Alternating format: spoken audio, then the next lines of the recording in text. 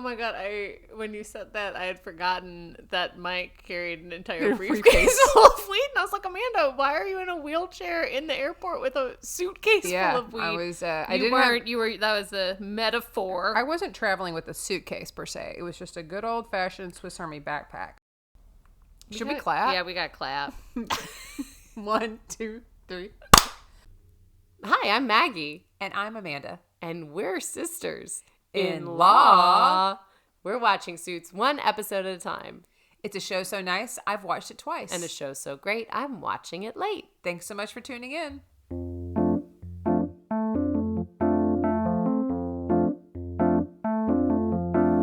Maggie's never seen it and Amanda's obsessed. They don't wear fancy suits, they are casually dressed. They are sisters-in-law and they got a show about a law firm drama that aired a few years ago. Only Suits fans, only Suits fans, only Suits fans, only Suits fans, only Suits fans, only Suits fans.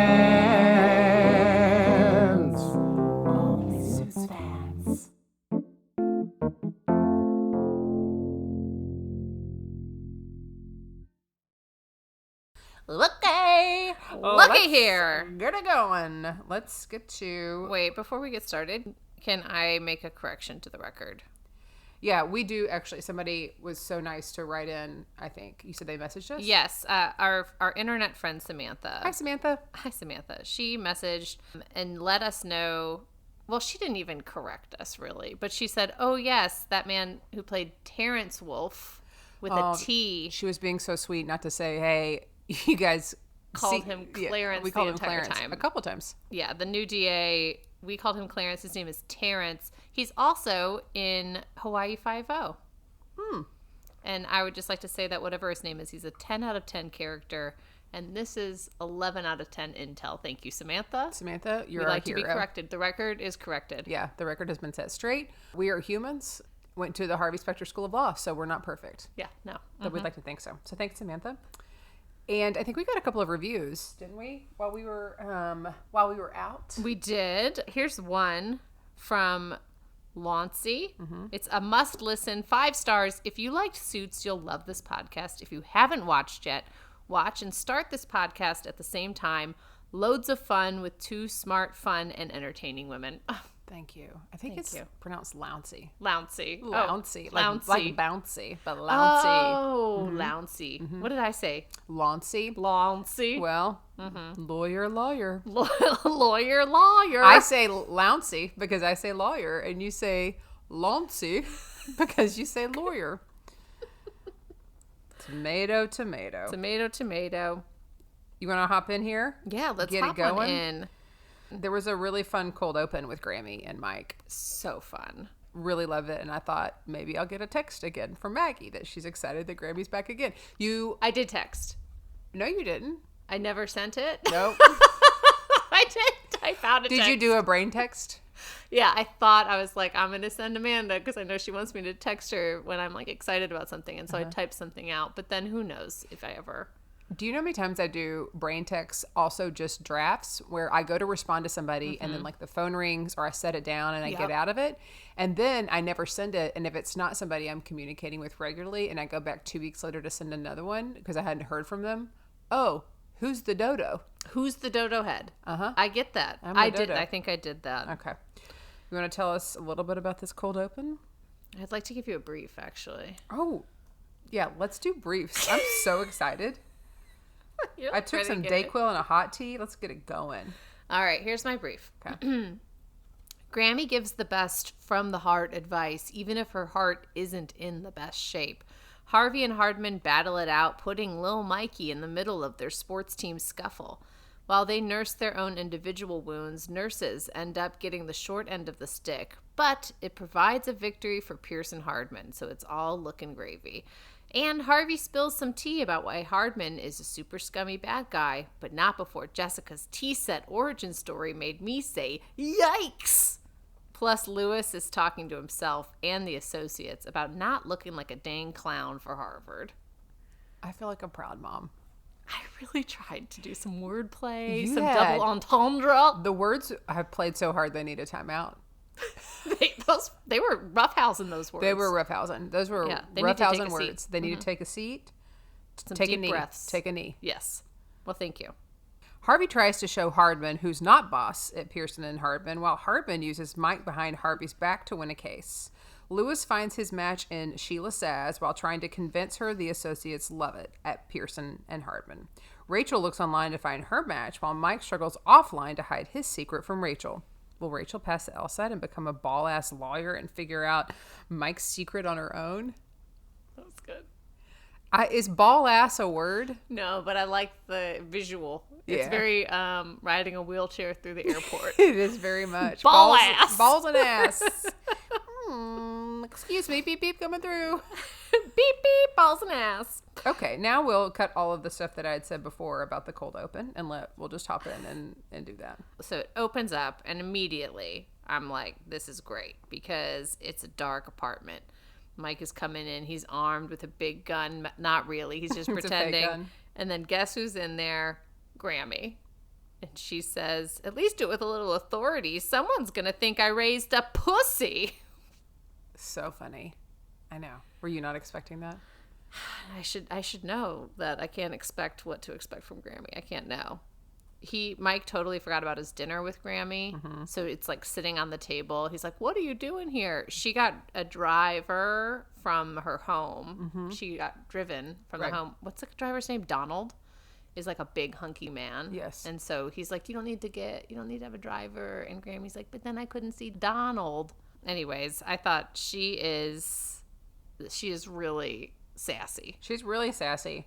They have a fun banter, but then that's kind of it. What's fun about it too is Mike's just like, he totally forgets about this dinner, and she says, that's what happens when you care about your job. You don't give a rat's ass about your grandmother, but it's all tongue in cheek. Yeah, and then he says, well, this is why I put you in a home. Right. Which it's not like a home. It kind of is though. Actually, I'm kind of surprised Grammy is in the home that she's in, because she seems so with it and competent and capable. Right. But she's in like a one room. She's almost what appears to be like a nursing home. Yes. Though I would picture her to be in a retirement center, which is a little bit more independent living. Absolutely. Maybe it's because she has to have medicine. I don't know. But she seems like she could also administer her own medicine. Like she seems very...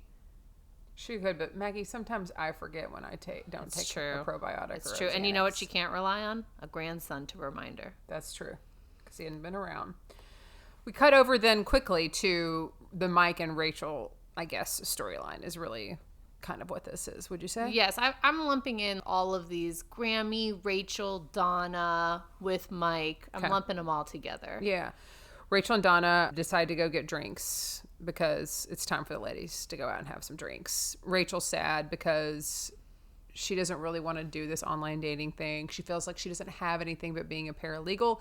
And Donna says, I'm a lot of things, but when people ask me who I am, I don't say that I'm a secretary. Like, that's not who I am. I'm not my job. Right. So she's trying to kind of get her to shake out of that thinking, and they decide, you know what? Let's just be somebody else. So they're Harriet Specter and Michelle Ross for the night. Which is a little like, okay, I see where you're getting these last names, ladies. Yeah. Are we doing some foreshadowing? Mm-hmm. Are these the last names you want, or is it just convenient for you? I don't know. But they also pretend that they're other names, too, throughout. Those were just, like, their first ones being lawyers. Right. And they're like, I memorized the entire Constitution. Mm-hmm. They have really fun, silly things. The more drunk they get, the more ridiculous they are. It's a very fun scene. Yeah. I believe they would call it a montage. It was a very fun montage. It was a very fun mini montage. Yes, it was a nice little palate cleanser throughout this episode. Mm-hmm. Mike goes in to get a file from Rachel's office and accidentally hits her computer, and he sees Match.com. She's like, what are you doing in here? He's like, sorry, I was just getting a file. And then it becomes apparent she's obviously filling out this online application because she said, I'm stuck on this essay, which is, to me, hilarious that it's called an essay. Now, I will say Match.com in 2011 is very different than the dating. Yeah, online dating now. It's like, oops, I accidentally swiped the person that could have been the one out of my life.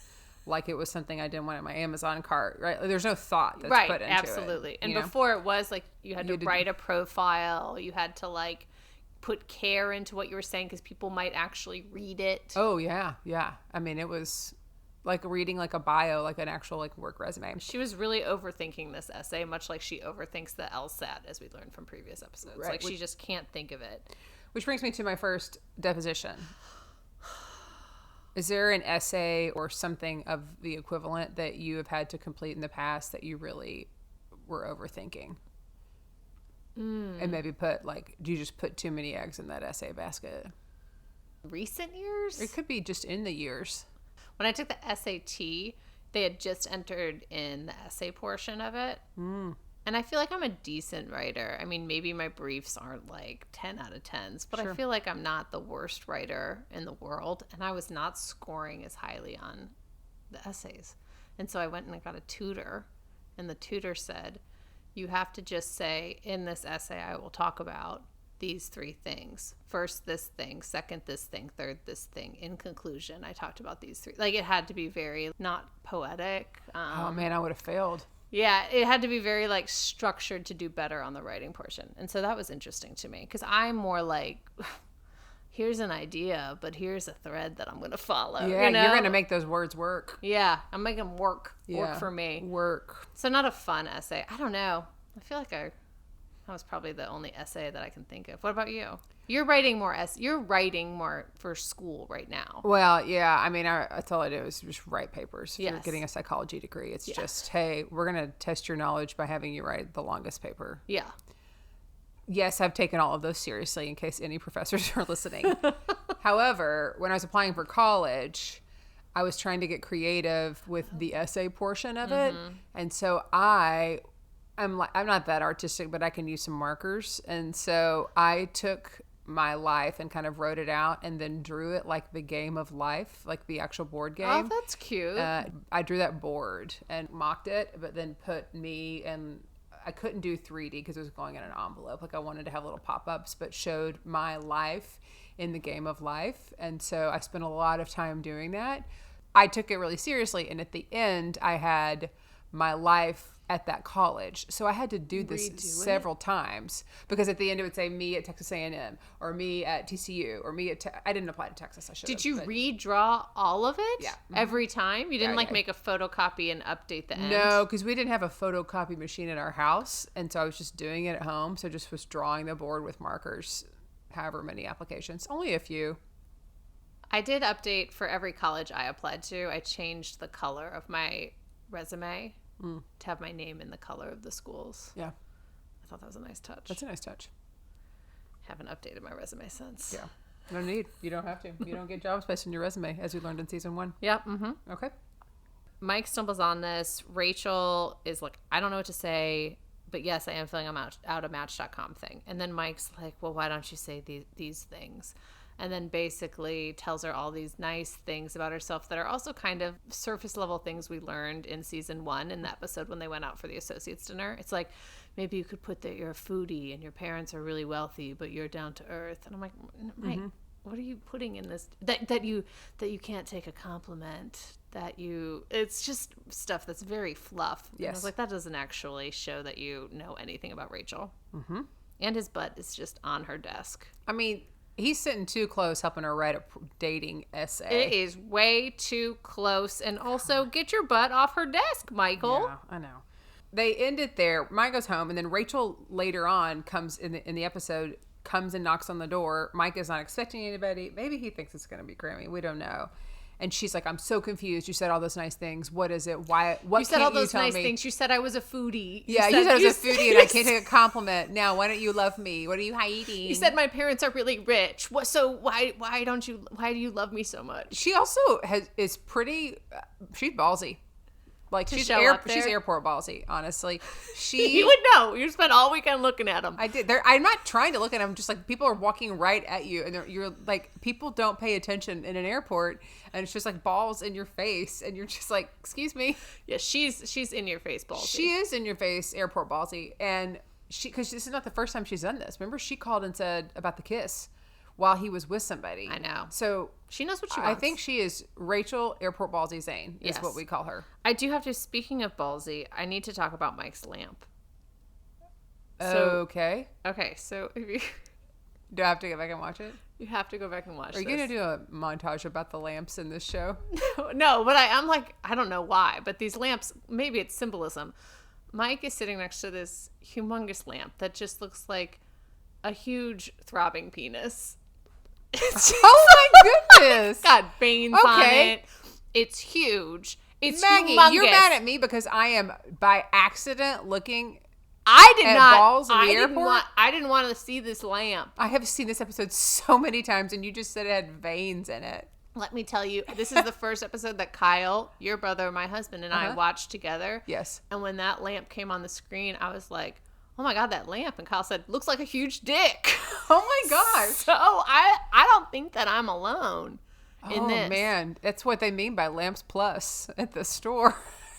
Lamps XXX plus. Yeah. Anyways, so this is a very dirty episode. Wow. But it was just, I had to mention it in case you noticed it. But you can go back and watch. On your next rewatch, pay attention. I will. I'm going to Season pay 2, for episode a 3. throbbing lamp. Yeah. Was the lamp on like a dimmer?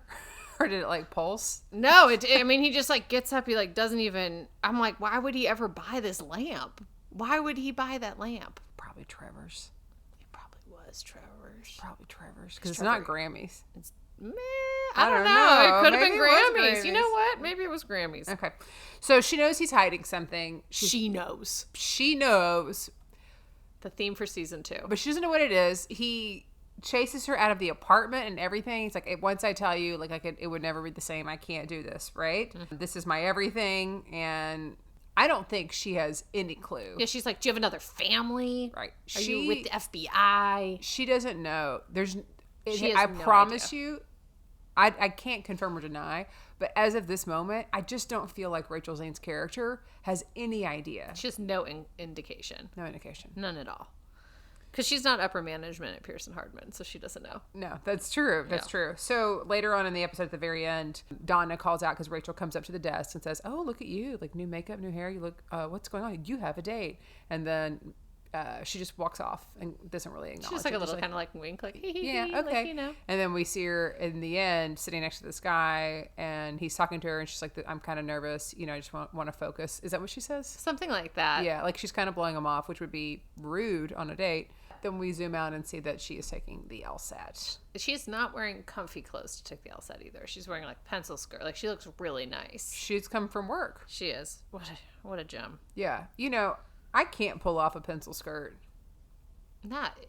Very rarely can people pull off a pencil skirt. It just makes my ass look like a question mark. Okay, so next storyline is Prescott Hospital. Oof. Diggity dang. This whole thing starts off. Mm-hmm. They're in the meeting with all the partners.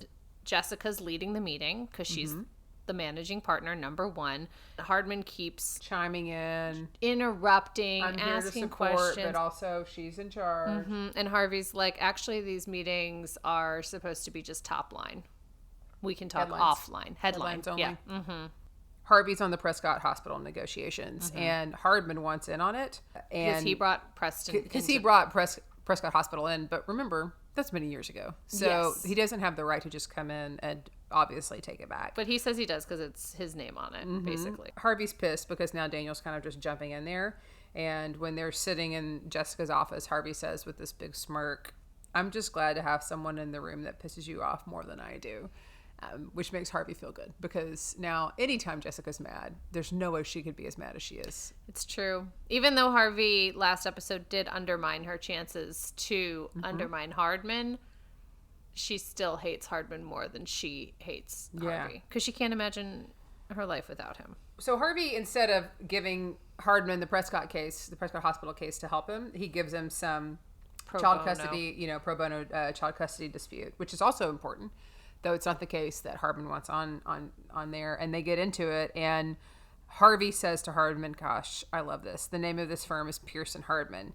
You said yourself you're number 2, and I answered a number 1. I mean, dang. Yeah, Harvey's not afraid of Hardman. Yeah. And then Daniel says you'll learn to treat me with respect. And Harvey says, fine, I respect you, but I don't work for you. And I sure as hell don't work with you. Sound effect. Record scratch. Record scratch. Record scratch. When your record player's broken. Yeah. And it has an itch. An itch that It's you can't a record scratch. scratch. Uh-huh. That was good. So Harvey needs some help, so he passes part of this off to Michael, and he's going to have to work with Rachel on it. And but he's not going to work with Rachel. He just sends Donna in to work with Rachel. Yeah, he also, well, just to get the files. And then he also needs 4 more, like, pro bono bullshit cases because he needs to pass those off to Hardman. Mm-hmm. And they have the opposing counsel come in, the head of the nurses union. And her name is Nell SAWyer, right? Yes, Nell SAWyer. I wrote down Nell, and later I saw you wrote down SAWyer. Mm-hmm. So I think together we got this name. So we're at a crossroads, Maggie. Is it Nell SAWyer, the nurse lawyer? Or is it, you say it, Nell SAWyer, the nurse lawyer? I mean, you guys can vote. You know, just you guys vote. We're going to put a video together and let's see how we'll be able to tell the stats on our dashboard of who is truly listening regionally. Right, yes. Vote 1 for Nell SAWyer, the nurse lawyer. Or Nell SAWyer, the nurse lawyer. Don't say it like how you're supposed to say it. Don't say it like what? You said it like I'm about to tell you how to say it. Like option 2 is better than option 1. I think it's just your ears hearing it and being like, oh dang, that is correct. No, it's the setup. Or, okay, you do yours first and I'll do mine second. Okay. Do you think it's Nell SAWyer, the nurse lawyer? Or is it Nell SAWyer, the nurse lawyer? Still doesn't work. It never does Sawyer and lawyer. You say Tom Sawyer? Yeah, Tom Sawyer. Tom Sawyer. Because it's saw. The root word is saw. Do you, when there's wood to be cut, do you saw it? Or do you saw it? It's the W-Y connection. No. It's the root word. It is the root word. Your root word is mag, and then I don't change it to Maga or Maggie. When do I put the M-A-W-Y? I'm just saying, like, when you look at the root word is the same as the long word with the stems. I need you to look up what root word is. The root word of lawyer is law. Okay? Okay. The root word of Maggie is mag. So I would never just like change it up. I would say Maggie, but it's actually the root of Maggie is Margaret. It's not how you write it. You just write Maggie. Right. So it's, nobody knows that. So doesn't. That's assuming. That is assuming that your name is Margaret. Well, I'm telling you it is. But not everybody knows that. They do now. Yeah, it's true. How much of this is going to end up in the episode? I don't know. It's going to be hard as a shit to cut. That whole segment? Yeah. So listeners, we're probably not going to cut any of it. Because that's going to be hard to cut. Hope you enjoyed it. Yep. Okay. All right. Nell SAWyer, the nurse lawyer, is there. Nell SAWyer, the nurse lawyer's there, and she's like, "Listen, I used to change bedpans. I know what bullshit smells like." Because they're trying to give. She's so fun. They're trying to give her all these like this deal that's better than the deal from before. Harvey's like, "This is a great deal. Take it." Mm-hmm.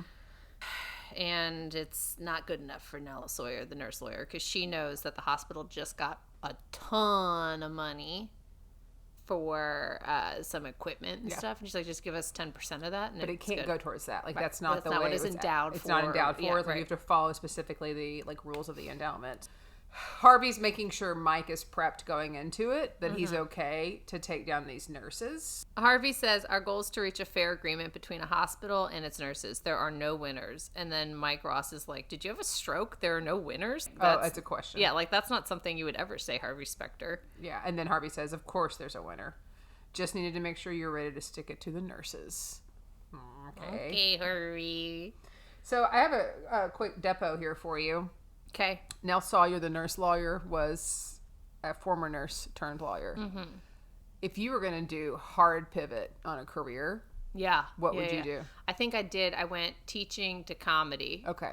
Mm-hmm. I'm talking about in the future. True. Yeah. Motherhood to podcast. Okay. And then additionally, like after that, what would be the next? You're just like, I'm going to podcasting to urban farmer. Oh, okay. You'd be an urban farmer? No, I don't really want to yet, but I could see it in my future. Okay. I think that would be a fun thing, working with my hands. Mm-hmm. What would you do? Well, I've had my pivots professionally post-college have been plumbing to cars. I used to say commodes to cars to comedy to consulting. I'm HR consulting. Also to Compass, which is my brokerage. So it has to have a strong C. Candy maker? Oh, during COVID, you thought you might open a cake shop. I did.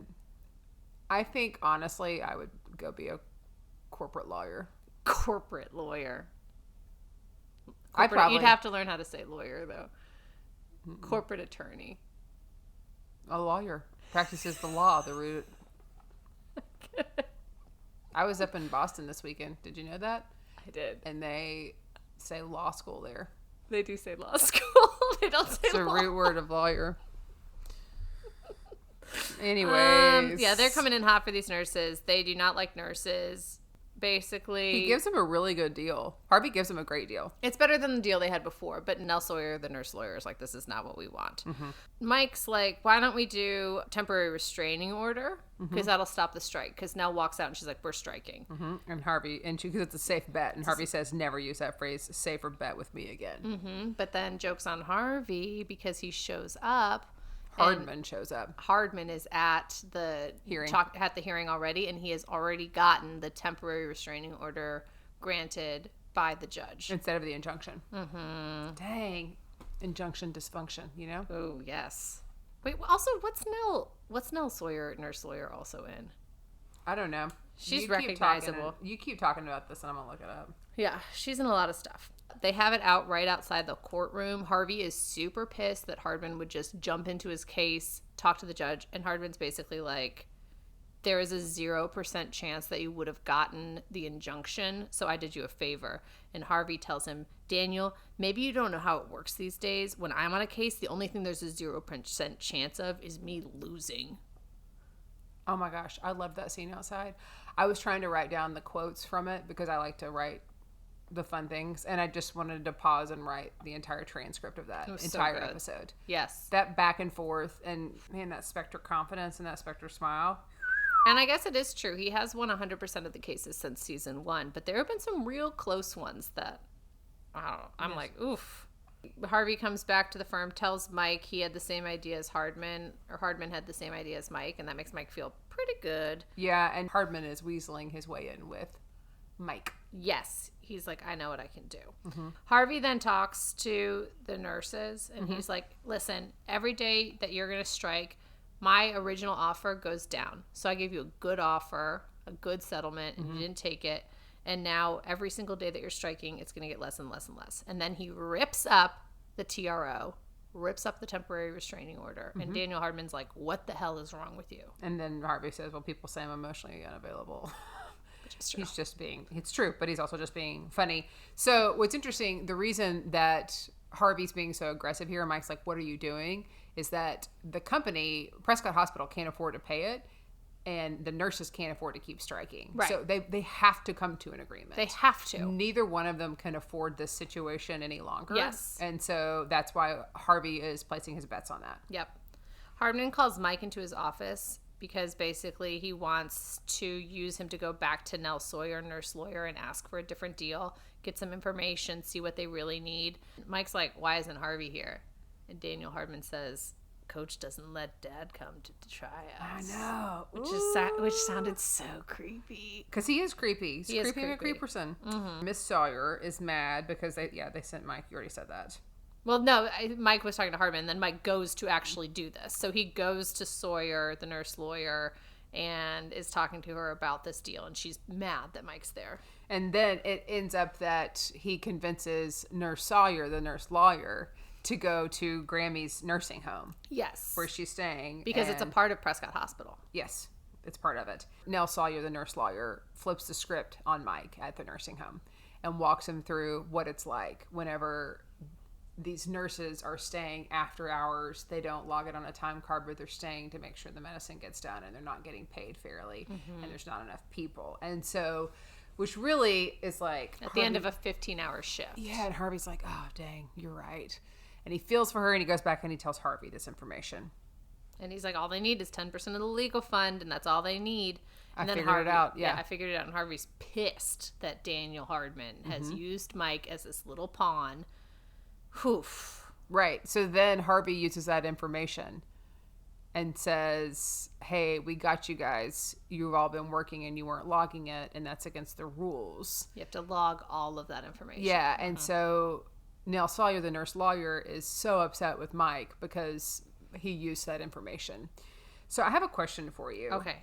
Do you think if Harvey wasn't pissed at Hardman, he would have done that the same way? Or do you think he would have come to a different agreement?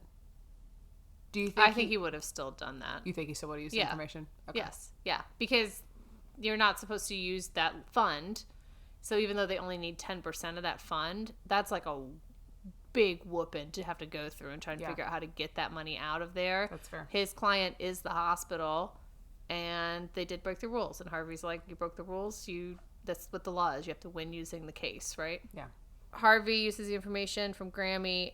Oh, yeah. Nell SAWyer, the nurse lawyer, says, I bet your grandmother's proud of you, or something like that to Mike. Everyone throws in Mike's face, like, I bet your mom's proud of you. Oh, your grandma must be so proud of you. Like, everyone's always like, the women in your life must be so proud of you, Mike, whenever he does something bad. And I'm like, oh. What about Mike makes them say that? No one says that to Harvey. Yeah. They just can tell he's a sensitive guy. Yeah, I wonder if Rachel Airport Balls Zane is going to be the next step when they say, oh, I bet Rachel Airport Balls I bet they will. I bet Rachel Airport Balls. Hardman goes in then and apologizes to Jessica for being sassy in the partner meeting. And he's like, I really overstepped. We need to work together. Jessica is not buying it because Hardman, when he moved in to renovate, he's like, he came in, he's renovating, he's calling meetings, he's giving gifts, and then he stole her tea set. And Hardman's like walking out and he goes, that tea set was a gift from Alicia. I thought you would understand. Alicia, his dead wife. Yeah, and he says it in this way of like, I thought you would understand. Oh my gosh, woe is me. I didn't know about the tea. Did I do a good impression? I just think it's so interesting that she has such disdain for Hardman, but then still has this tea set from his ex-wife, or from his, I guess, not ex-wife, present wife passed away. I don't know. Anyways, Jessica's not impressed with his sob story. Harvey tells Mike the story about Hardman. About what actually happened. What actually happened and why Hardman is not a good guy and you can't trust him. Because he was embezzling money, saying it was for his wife, Alicia, but it was actually for his mistress. Woof. Yep. So this actually brings me back to the episode last week when you and I were agreeing to disagree about him coming clean, and I couldn't really tell you why. Oh, I see it now. This is tied to it. Yeah. So the embezzlement of the firm's money did go towards his mistress. Right. And he wasn't saying why he embezzled the money, but right. it was. But it actually would come up, and that's why. And whether or not we agree to disagree on further actions of other people and what they disclose or not, I feel like this is really why. But I couldn't say it because it hadn't happened That yet. makes more sense. Yeah, that's why I was like pushing hard for it. Yeah. For a real argument. You were really pushing, and I was like, But I still stand by it in any situation. But I think in this one, like, they need to know. Yeah. So then Mike goes back to see Grammy. Yeah. And because Nell SAWyer, the nurse lawyer, pulled out a medication and was talking about how important it is, and Mike looked up that medication, found out it's a heart medication. He did not know Grammy had heart issues. And Grammy's like, well, yeah, but did you read it? He goes, no, I stopped reading it, which I thought was so funny. Because Mike can memorize all the employee IDs on a piece of paper at one glance. He can go in and read files full of legal doctrine and then recite them for Rachel to type up to win cases. But he cannot finish reading a medical label on the heart medicine because he was so verklempt. Yeah. He's human. Grammy really brings it out in him. Brings out the humanity in him. She's great. And then he's like... Grammy didn't raise no pussy. No.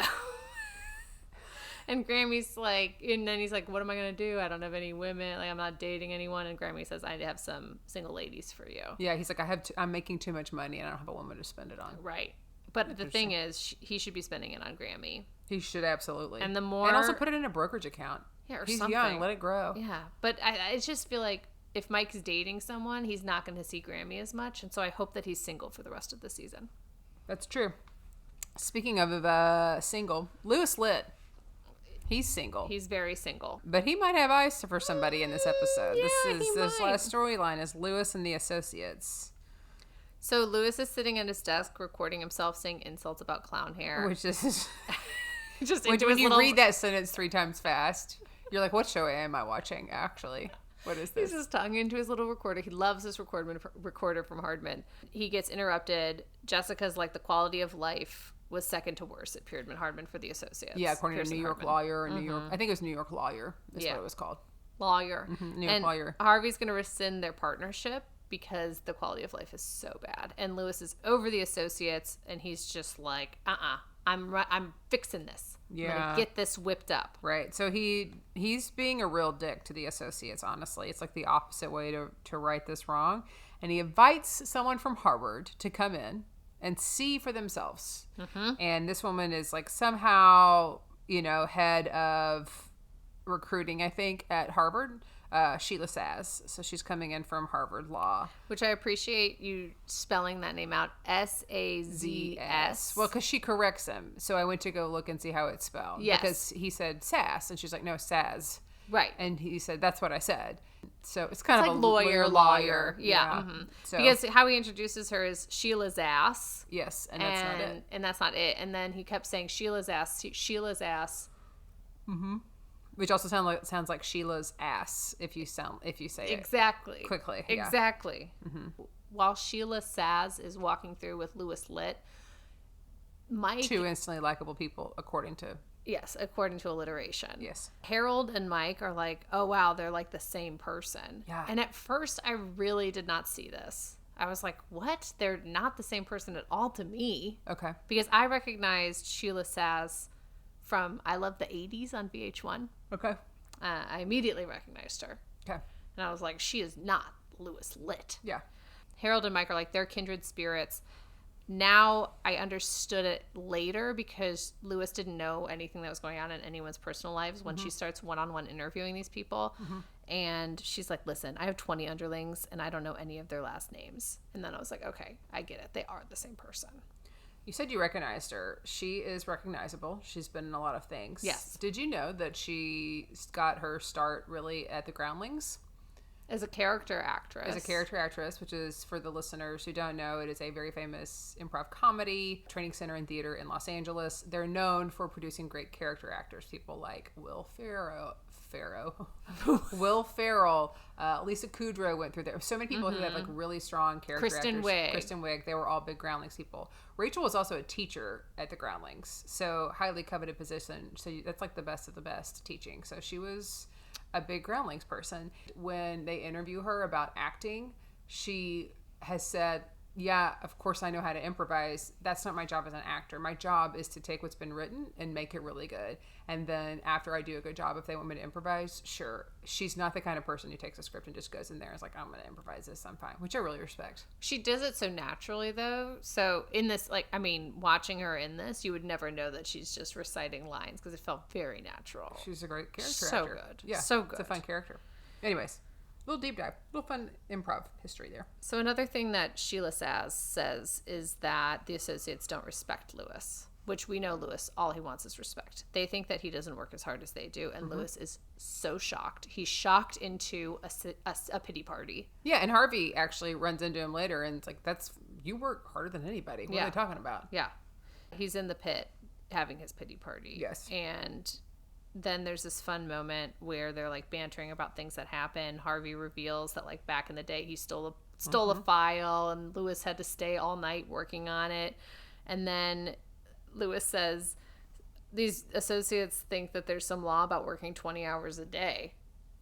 And Harvey is like, ding, ding, ding. Harvey says, yeah, he has the moment. the TV light bulb comes on. That's how he knows. To go with get the Nell nurses. SAWyer. Yeah, the nurse That's lawyer. how he zings them. And then he says to him, Lewis, I'm only going to say this once, so enjoy it. You're the man. It's so great. So Lewis records this on his SJX 5 zillion, and he's so excited to have this, and he keeps playing it over and over again. And this is a fun scene because he's reenacting like both parts. Like, what'd you say? Yeah, cool. Huh. Oh yeah, you're the man. You're the man. He plays it over and over again, and it pumps him up. It does pump him. It like so gives this him is the his pump up music. It gives him the chest beat moment So has anybody ever given you a compliment and then you just kind of repeat it to yourself and or tell other people about it? Just something like this over and over again where you're like, yeah, I said. I just get so many compliments. But it's hard to track. It's so hard to track. Yeah. Just one. What's yours? I don't know. It's interesting. I just had a performance review and I immediately went to all of the constructive criticism and things for me to do better and went through every one of them line by line. I'm like, yep. I don't know about that. What's that from? Okay. Wow. Read all of it and then didn't even read any of the compliments. I had to go back into the document and be like, I should go look and see. And then did you see nice things? Yeah, they're nice. Yeah, you were Mike Rossing it, only reading the scary things. I was getting that out of the way. Yeah. It's also like if you don't get feedback all the time, it's nice, depending how often you're getting it, like to see it all. That's true. So Lewis is pumped up with his "You're the Man" speech from Harvey, and he is so pumped that he works all night and does every piece of assignment that the associates were supposed to do all by himself. And he's like, the next day the associates come in and he's like, every one of you's work, I did it all. Because you have a privilege here at Pearson Hardman to actually write briefs, to make recommendations, to do all of this instead of just doing administrative work. And so you're welcome because I can do it in my sleep, but I'm giving you the opportunity to step up and do it. Yep. And then he says, I've got 4 cases, drops them, and they fight like piranhas they for do. it while he walks out. And Jessica hears all this. Yes. Oh. And then she tells him later that she's proud of him and that she heard a speech to the associates. So she's happy to see that maybe things are going to turn around. Harvard's not going to rescind their agreement to recruit or to send, potential lawyers that way.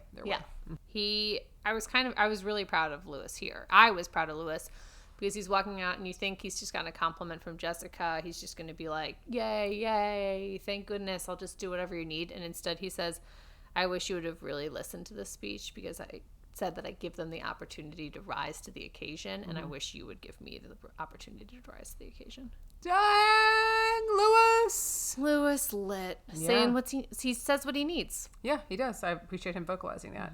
Maggie, I'd love to hear what your predictions are. Could you take us down to Prediction Town? Yes, I will. Take you down to Maggie's Prediction Town. Okay, so Mike is going to try and get back together with Rachel. Okay. I think because he said, this is my everything about his secret and working at the firm, eventually Rachel will become his everything, is my thought, and he will tell his secret. Lewis and Sheila as a love interest, I feel like they set that up, so I'm assuming she'll be back. Maybe. You're wanting me to confirm or deny? No. Nope. For... I know I said I'm assuming. Okay. I'm assuming she'll be back. Right. Maybe.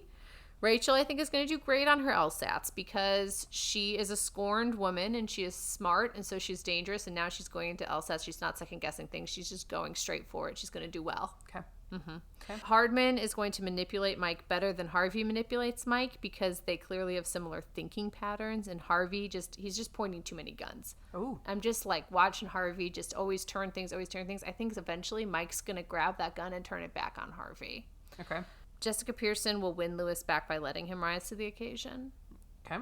And then this is from Kyle because I said Kyle and I watched it. Kyle, your husband, my brother. Kyle, my husband, your brother, said he thinks that Mike is going to be the one to bust Hardman, probably catch him doing it in the office or something, and then Mike's going to be like, I was manipulating you the whole time.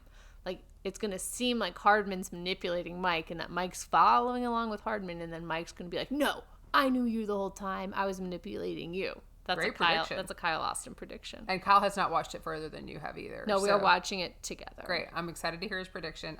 He's not here, so when you say doing it, is this it? He thinks Hardman is going to be doing it.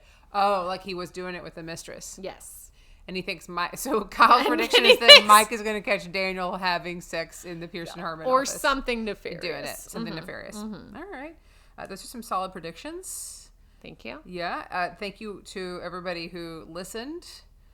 And here we go again. Thank you. Thank you. Thanks so much for tuning in. Make sure to follow us on Instagram, TikTok, and YouTube. And of course, you can catch us on Apple, Spotify, or anywhere else that you get your podcast. We'd really appreciate it if you would like, subscribe, and of course, leave us a review and say something so nice. And if you don't have anything nice to say, you can eat it. So quick update. I had said that when I went through TSA this weekend because I Yeah. was traveling. I was going to try and tell some more jokes. Yes, I've been waiting. And I was charming, but I had to be in a wheelchair because I just had a surgery and couldn't lift anything. And that was unfortunate, but you get a lot of different looks when you're down low. Do you mean you are visibly looking at different Well, I am things? looking at dicks as I'm flying, as I'm just being rolled through, you know? Like, You're looking at the fronts, Amanda. well, I mean, sometimes I'm looking at butts. It's like butts and dicks. You're at butt and dick level when you're being guided through. I laid it on real thick with someone here in DFW. Okay. I think it was in Terminal C where I was leaving. She had no problem with it. She was great. She's like, how are you doing? I go, just happy to be here. She goes, aren't we all? And then she said, can you smile for me? I go, bigger than that picture or smaller than that picture? I mean, like, I was just You were trying just it like, all, landing nothing's a yes or no answer with No, you, ma'am. I was just firing right back with a different question. And she goes, I like your style. I go, I like yours more. I mean, it was... I could have just... You were like Mike Ross, Harvey Specter of the airport TSA security line. I could have said, would you mind holding this bag of weed, this suitcase of weed for me really quick? Because I'm going to check it. And she would have just let me. She would have been like, sure. And she probably would have opened it up, let it fall on the ground, and it wouldn't have been a problem. And then hired me. She was having it.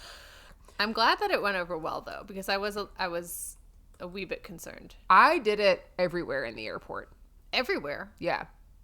Because you can't carry anything. So you have to be ultra charming. If you need some stranger to watch your bag while you go to the restroom, you have to trust them. So you have to scout it out in the airport and decide who is the least likely to dump weed into this bag while I'm in the restroom. Right. Because that's common. It's common. And out in the public, you're just sitting at the gate. When you're sitting at the gate, people are always dumping weed. Dime bags. Dumping dime bags. Dime bag dumping. There should be a sign that says no dime bag dumping.